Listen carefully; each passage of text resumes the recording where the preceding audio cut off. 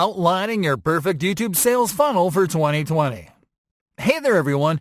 These past training lessons have walked you through the manual strategies that are going to get you started on the right foot. And now, we're about to get into the brainy stuff. The strategies that will help you plan, improve, optimize, and scale. And we are going to start by teaching you how to outline the perfect YouTube sales funnel for 2020. In this lesson, you'll learn how to develop a funnel according to your content efforts, and what types of videos you'll have to produce to move each viewer into your funnel. Step number 1. Identify goals and set stages. It is important to identify what the goals of a sales funnel are, and to set them in order before you set up the stages in your funnel. In this training, we're focusing on driving sales and making profit, yet the majority of your business leads won't move right into the bottom of the funnel, ready to make a purchase. That is why it is vital to establish different goals to capture leads at different stages. You have to see the sales funnel as an inverse pyramid that goes from top to bottom. On top are the leads that are less likely to convert, the leads that may not even be aware of your brand, and that you have to suck in. In the middle are the leads that are aware of your brand and are interested in your offer. And in the bottom are the leads that are ready to get their hands on your product. Let's establish goals for each stage in the funnel. At the top of the funnel, your goal is to drive awareness. That is, awareness about your brand or your product or your service. The intention is for the user to become aware that you exist, regardless of their desire to consume what you offer.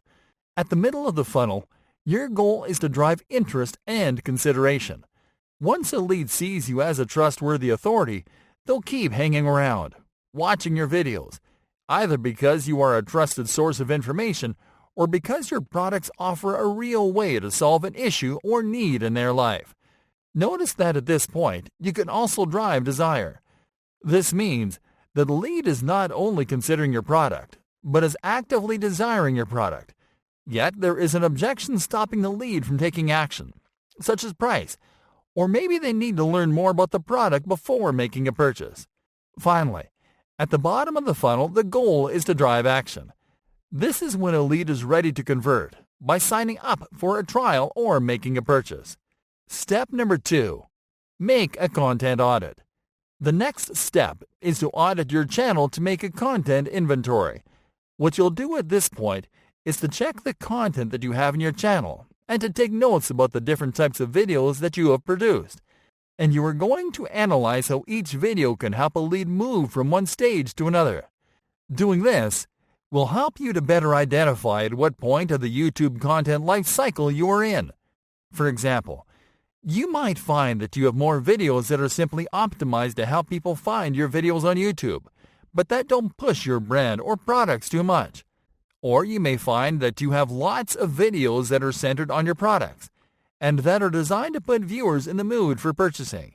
By taking inventory of the different videos you have, you can fine-tune your content strategy to match the goals you need to achieve at each stage of the funnel. In other words, you can find out how many videos you have to create to have an equal number of videos for each stage.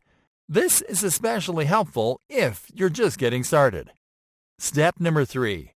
Plan your content mix for each stage of the funnel.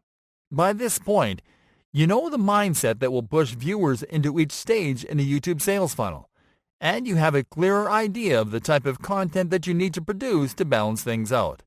But to properly balance your content mix, you have to apply a content split for each stage in the funnel, and we found out this to be the perfect content split for your mix. 40% of content for the top of the funnel. This means that 40% of your content has to be intended to reach leads. In other words, search-friendly videos that are not necessarily about your brand, but about entertaining things that your audience likes. 40% of content for the middle of the funnel. This means that another 40% of your content will be intended to showcase your products in a context that is familiar to your audience, using storytelling techniques. 20% of content for the bottom of the funnel. This means that the last 20% of your content will be intended to encourage your viewers to take action, or at the very least, to find your product videos if they're actively researching them. And that's it, folks. You can design an agency-level sales funnel for your YouTube business in 3 simple steps, guaranteed. Are you curious about what types of videos work best for YouTube business and which ones perform best for each stage in the funnel? Then tune in to the following lessons.